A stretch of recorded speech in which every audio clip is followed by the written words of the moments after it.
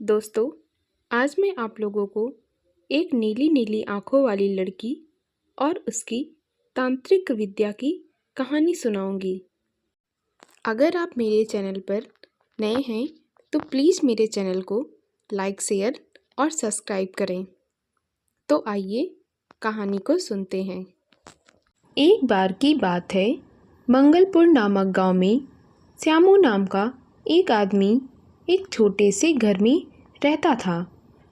वह स्कूल में बच्चों को पढ़ाता था। कई दिनों से जब वह रात में सोता तो उसको एक सपना आता था। वह बहुत परेशान था कि उसे बार बार एक ही सपना क्यों आता है। एक दिन जब वह रात में सो रहा था, आधी रात बीत चुकी थी। श्यामू गहरी नींद में था। अचानक से उसे वही सपना आया और वह झिझक कर बैठ गया। उसने अपने चारों तरफ देखा और फिर एक लंबी गहरी सांस लेकर फिर से लेट गया। अचानक से उसे आवाज़ सुनाई दी, राज तुम मेरे हो। श्यामू डर गया और कमरे में इधर उधर देखने लगता है। उसे कोई नज़र नहीं आया। उसे लगा यह उसका वहम होगा। वह हिम्मत करके फिर अपने बिस्तर पर लेट गया और जैसे ही आंखें बंद की, उसे फिर से आवाज़ आई, राज तुम मेरे हो। इस बार श्यामू झट से अपने बिस्तर पर खड़ा हो गया और खिड़की के बाहर देखने लगा, पर उसे कोई ना दिखा क्योंकि बाहर बहुत अंधेरा था। श्यामू उस दिन पूरी रात बिस्तर पर बैठकर ही काट दी और सुबह हुई तो वह स्कूल चला गया। स्कूल में उसका मन नहीं लग रहा था। वह बहुत परेशान था। उसके दोस्त सुरेश ने उसकी परेशानी का कारण पूछा तो श्यामू ने उसे सारी बातें बताई और कहने लगा, अरे यार, कुछ समझ नहीं आता है। कौन है वह नीली नीली आंखों वाली लड़की और बार बार मेरे सपने में क्यों दिखाई देती है? और वह आवाज़ किसकी है? और वह राज कौन है? मेरा नाम तो श्यामू है। वह बड़ा सा झरना, ये सब क्या है? मैं बहुत परेशान हूँ। यह सब क्या हो रहा है मेरे साथ? मेरा तो सोच सोच कर सिर फटा जा रहा है।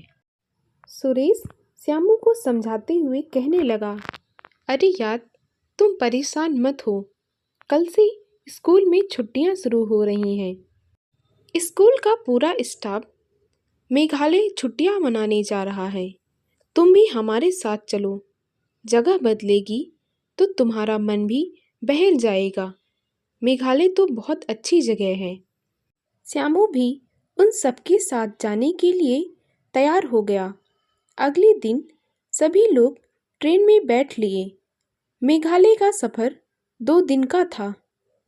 ट्रेन में सभी लोग आपस में बात कर रहे थे। कोई कहता, मेघालय बहुत अच्छी जगह है, वहाँ पर बहुत पुरानी पुरानी चीज़ें हैं देखने वाली। श्यामू चुपचाप एक कोने में बैठा हुआ यही सोच रहा था कि वह नीली नीली आंखों वाली लड़की आखिर है कौन।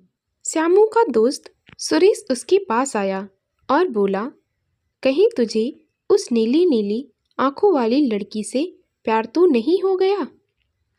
श्यामू चिढ़कर बोला, अरे यार, मैं पहले से ही परेशान हूँ, तुम मुझे और परेशान कर रहे हो। शाम हो गई। सभी लोग खाना खाकर अपनी अपनी जगह पर लेट गए। श्यामू को फिर से वही सपना आता है, राज तुम मेरे हो। मुझे पता था तुम मुझे मिलने ज़रूर आओगे। मैं सदियों से तुम्हारा इंतज़ार कर रही हूँ। इस बार श्यामू को सपने में एक और नई चीज़ दिखी। उसके जैसी दिखने वाली एक मूर्ति। श्यामू की आंखें तुरंत खुल गई। उसने देखा तो उसके सारे दोस्त सो रहे थे। सुबह हो गई। सारे लोग उस होटल में पहुंच गए जहां पर उन्होंने कमरा लिया हुआ था। सारे लोग बहुत थक गए थे।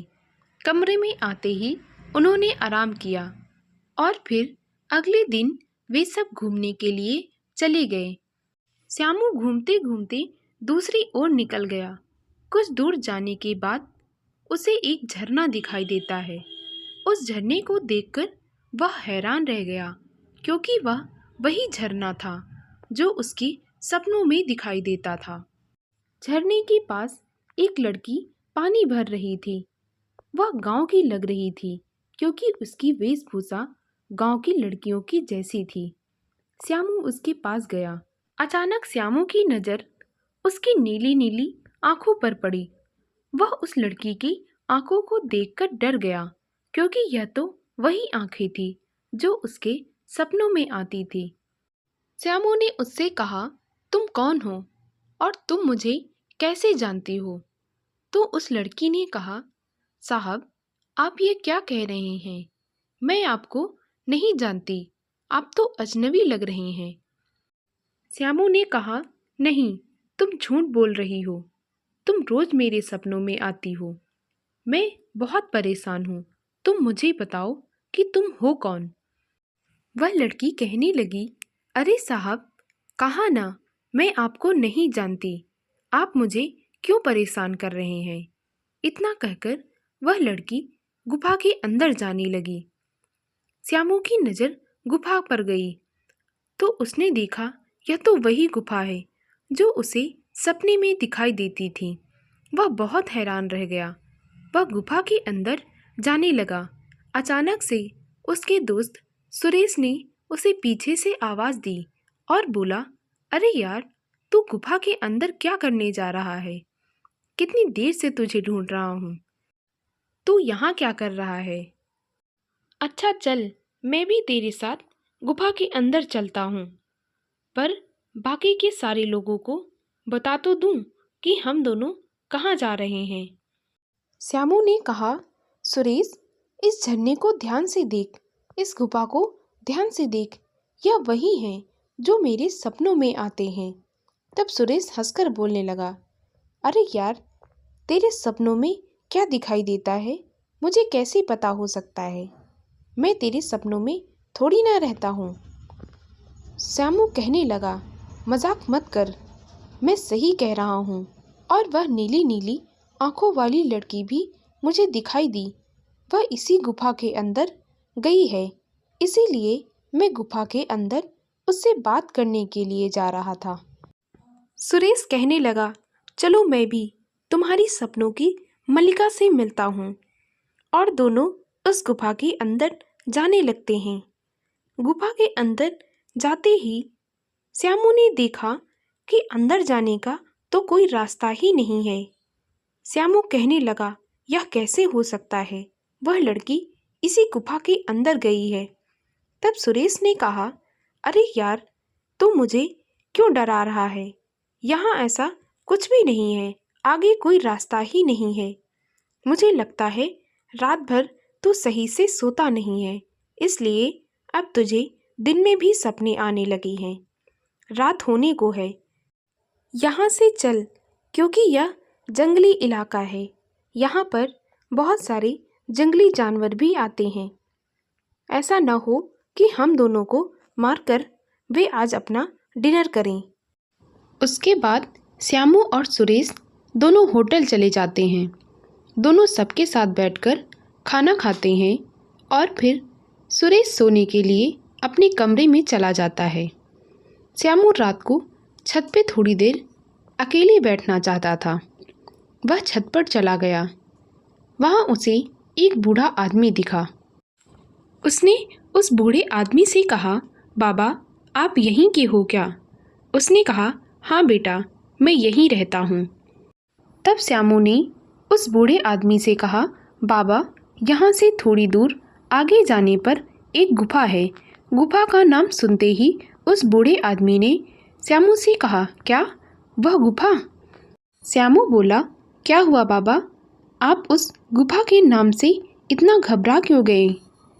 वह बूढ़ा आदमी बोला, कुछ नहीं बेटा, तुम जाके अपने कमरे में सो जाओ। श्यामू कहने लगा, नहीं बाबा, आप मुझे बताइए, उस गुफा में ऐसा क्या है कि उसका नाम सुनते ही आप इतना घबरा गए?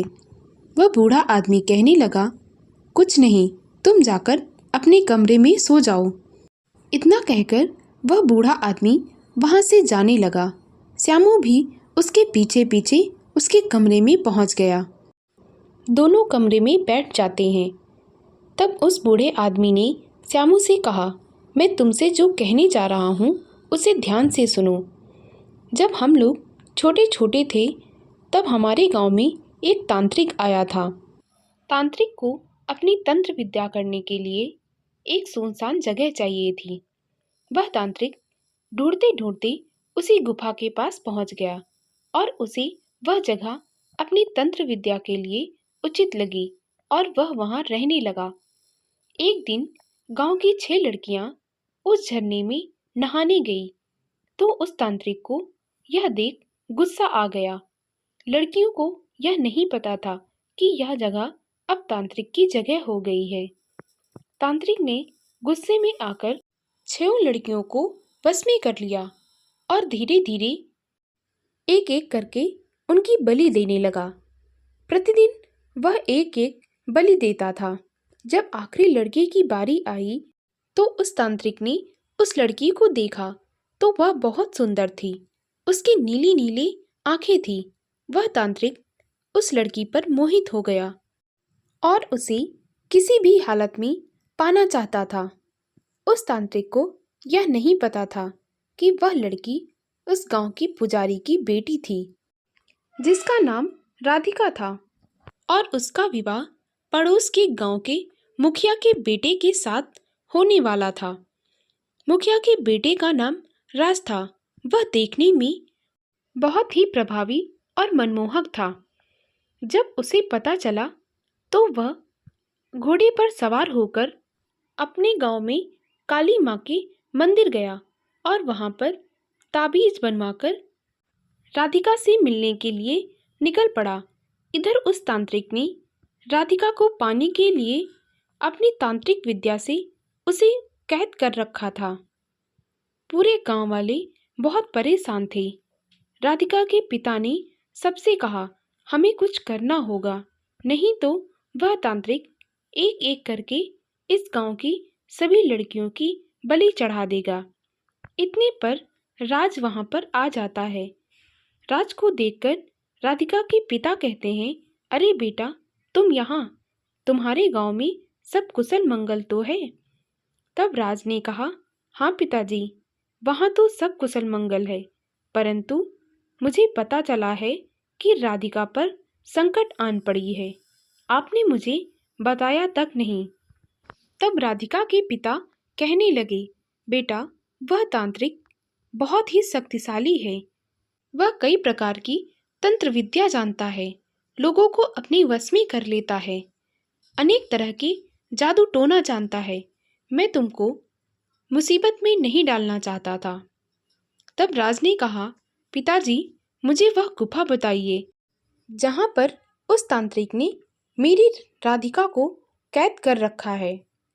राज उस गुफा तक पहुँच जाता है और जैसे ही वह गुफा के अंदर जाता है तब देखता है कि एक बहुत भयानक सी मूर्ति रखी है जिसके दांत बाहर को निकले हुए हैं और 5 लड़कियों का मृत शरीर वहीं पर पड़ा हुआ है।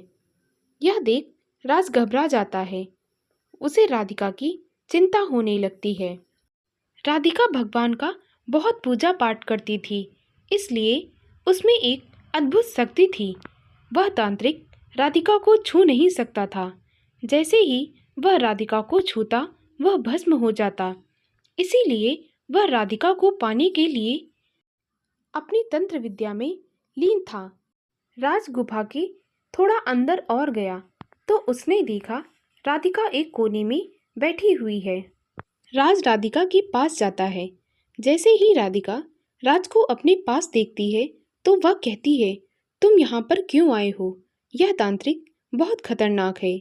यह अपने जादू से लोगों को अपने वश में कर लेता है। राज कहने लगा, मुझे सब पता है, तुम घबराओ नहीं। आज मैं इस तांत्रिक को यहीं खत्म कर दूंगा। तांत्रिक अपने तंत्र विद्या में लीन था। राज उसका सामान इधर उधर उठाकर फेंकने लगा और हवन कुंड में पानी डाल दिया। तांत्रिक उठ खड़ा हुआ और उसे गुस्सा आ गया। उसने राज को एक पत्थर की मूर्ति बना दी। यह देख राधिका रोने लगी और उसे गुस्सा आ गया। उसने तांत्रिक का त्रिशूल उठाया और तांत्रिक के सिर पर जोर से वार कर दिया। तांत्रिक घायल हो गया और जमीन पर गिर गया। राधिका राज की पत्थर की मूर्ति से लिपटकर रोने लगी और कहने लगी, राज तुम्हें यहाँ नहीं आना चाहिए था। मैं कह रही थी यह तांत्रिक बहुत खतरनाक है। इतने पर उस तांत्रिक को होश आ जाता है और वह उठ खड़ा होता है और राधिका से कहने लगता है, तुमने इस लड़के के लिए मेरे प्यार को ठुकराया है। अब मैं तुम दोनों को कभी एक नहीं होने दूंगा। इतना कहकर तांत्रिक ने राज को फिर से इंसान बना दिया और उसे खंजर से मार दिया। जैसे ही उस तांत्रिक ने राधिका को छूने की कोशिश की, उसके चारों ओर अग्नि जलने लगी। यह देख तांत्रिक हैरान रह गया कि यह कौन सी अद्भुत शक्ति है जो उसे राधिका को छूने नहीं दे रही है। राधिका ने राज की एक मूर्ति बनाई और काली माँ की वहीं पर पूजा करने लगी। 15 साल बीत गए। राधिका के मरने का समय आ गया। तब राधिका ने काली माँ से कहा, माँ, मुझे आशीर्वाद दो कि मैं और राज अगले जन्म में फिर मिलें और हम साथ रह सकें। काली माँ ने कहा, बेटा ऐसा ही होगा। तुम और राज अगले जन्म में दोबारा जन्म लोगे और तुम्हारे प्यार को कोई नहीं खत्म कर सकता। राधिका की मृत्यु हो गई और उसी दिन से उस गुफा के दरवाजे हमेशा के लिए बंद हो गए। वह तांत्रिक राधिका को ना पा सका, इसीलिए उसने उस जगह को भूत प्रेतों से बांध दिया। तब से लेकर आज तक उस गुफा के आसपास कोई नहीं जाता था। जो भी उस गुफा के पास जाता उसकी मृत्यु हो जाती थी। यह सब बताने के बाद श्यामू से उस बूढ़े आदमी ने कहा, इसीलिए मैं तुम्हें उस गुफा के बारे में नहीं बताना चाह रहा था। वह गुफा बहुत खतरनाक है। आगे से तुम वहां पर जाने की गलती मत करना। श्यामू ने उस बूढ़े आदमी को धन्यवाद दिया और कहने लगा, बाबा, आज तुम्हारी वजह से मुझे सारी सच्चाई पता चल गई है। अब मैं अपने सपने का राज पता करके रहूँगा। जाते जाते उस बूढ़े आदमी ने श्यामू को सतर्क किया और बोला, बेटा, उस गुफा के पास मत जाना, नहीं तो अपनी जान से हाथ धो बैठोगे। इतना कहकर वह बूढ़ा आदमी वहां से चला गया। श्यामू अपने कमरे में सोने के लिए चला गया।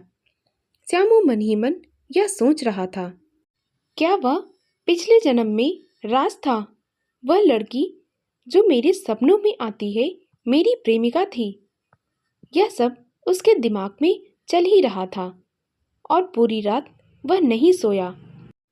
अगले दिन जब सुबह सुबह वह होटल के बाहर चाय पी रहा था, तब उसे एक गाना सुनाई दिया। उसे वह गाना सुना हुआ लग रहा था। उसे ऐसा लग रहा था कि कोई उसे बुला रहा है। श्यामू इधर उधर देखने लगा तो उसने देखा कि एक लड़की गांव की वेशभूषा पहने हुए फल और सब्जियां बेचने जा रही है। श्यामू उसके पीछे पीछे चलने लगा और उसका पीछा करते करते पास के एक गांव में पहुंच गया। वहां पहुंचकर श्यामू उस बाबा से मिला जिसने उसे सारी सच्चाई बताई थी। उस बाबा को देखकर श्यामू ने कहा, अरे बाबा, आप यहाँ? श्यामू को वहां देखकर वह बूढ़ा आदमी हैरान हो गया और बोला, अरे बेटा, तुम यहाँ कैसे? श्यामू कहने लगा, बाबा, अभी अभी जो लड़की फल और सब्जियां लेकर जा रही थी, मैं उसका पीछा करते करते यहाँ तक आ गया हूँ। ऐसा लग रहा था वह लड़की मुझे बुला रही है। वह जो गाना गा रही थी सुना सुना सा लग रहा था। इतना सुनकर उस बूढ़े आदमी ने कहा, बेटा, जरूर तुम्हें सपना आया होगा यहाँ तो कोई लड़की नहीं आई। श्यामू ने गुस्से में आकर कहा, कोई मेरी बात का विश्वास क्यों नहीं करता? मैंने उस लड़की को अपनी आंखों से देखा है। इतना कहकर श्यामू उस लड़की को ढूंढते ढूंढते गांव के अंदर पहुंच जाता है। पूरे गांव में उस लड़की को ढूंढता है, पर वह लड़की उसे कहीं नहीं मिलती। रात होने को आई। श्यामू वापस अपने होटल आने लगा। रास्ते में जब वह आ रहा था तो उसने देखा कि वह लड़की लालटेन लिए हुए रास्ते में खड़ी हुई है। लड़की ने श्यामू को देखा और कहा, अरे बाबूजी, आप यहाँ इतनी रात को कहाँ जा रहे हैं? श्यामू ने उस लड़की को देखा तो वह वही लड़की थी, नीली नीली आंखों वाली। इस बार श्यामू ने उसका हाथ पकड़ लिया और बोला, तुम मुझे बताओ, तुम मुझे कैसे जानती हो? मेरे सपनों में क्यों आती हो? और तुम मुझे राज कहकर क्यों बुलाती हो? और मेरे जैसी दिखने वाली वह पत्थर की मूर्ति कौन है? तुम मुझे सब सच सच बताओ। मुझे बहुत सपने आते हैं, मैं बहुत परेशान हूँ। वह लड़की कुछ ना बोली और श्यामू का हाथ पकड़कर गुफा के पास ले गई। जैसे ही श्यामू का हाथ गुफा के पत्थर पर पड़ा, वह गुफा का दरवाजा खुल गया। उस लड़की को अपने पिछले जन्म की सारी बातें याद थी। श्यामू को कुछ ना याद आ रहा था। जैसे जैसे वह गुफा के अंदर गया, धीरे धीरे उसे सब याद आने लगा और वह बेहोश होकर जमीन पर गिर गया। राधिका श्यामू के पास बैठ गई और उसके होश में आने का इंतजार करने लगी। जब श्यामू को होश आया तो उसे अपना पिछला जन्म याद आ चुका था। जब श्यामू ने आंखें खोली तो उसने राधिका को अपने पास देखा और उसे गले से लगा लिया। श्यामू राधिका से कहने लगा, मुझे पिछला जन्म याद आ चुका है कि कैसे उस तांत्रिक ने हम दोनों को अलग कर दिया था। लेकिन तुम यह बताओ, मेरे मरने के बाद तुमने क्या किया था? तब राधिका कहने लगी, तुम्हारे मरने के बाद मैं इस गुफा में अकेली ही थी और तुम्हारा इंतजार करती रही। काली माँ की भक्ति में विलीन थी। मरने से पहले काली माँ ने मुझे आशीर्वाद दिया था कि अगले जन्म में हम दोनों जरूर मिलेंगे। जब मेरा जन्म हुआ और मैं 21 साल की हो गई तो मुझे अपने पिछले जन्म का सब कुछ याद आ गया था और मैं तुम्हारा इंतजार कर रही थी। इसीलिए शायद काली माँ भी तुम्हारे सपने में बार बार वही सपना दिखा रही थी। श्यामू कहने लगा, चलो जो हुआ, लेकिन अब हम दोनों शादी कर लेते हैं। शादी करने के लिए दोनों पास के काली माँ के मंदिर में गए और जैसे ही शादी करने जा रहे थे, वहाँ पर एक बूढ़ा तांत्रिक आया और जोर जोर से हंसते हुए कहने लगा, तुम दोनों को मैं कभी एक नहीं होने दूंगा। इस जन्म में भी तुम दोनों एक नहीं हो सकते। राधिका, तुम मेरी नहीं हुई तो मैं तुम्हें किसी और का भी नहीं होने दूंगा।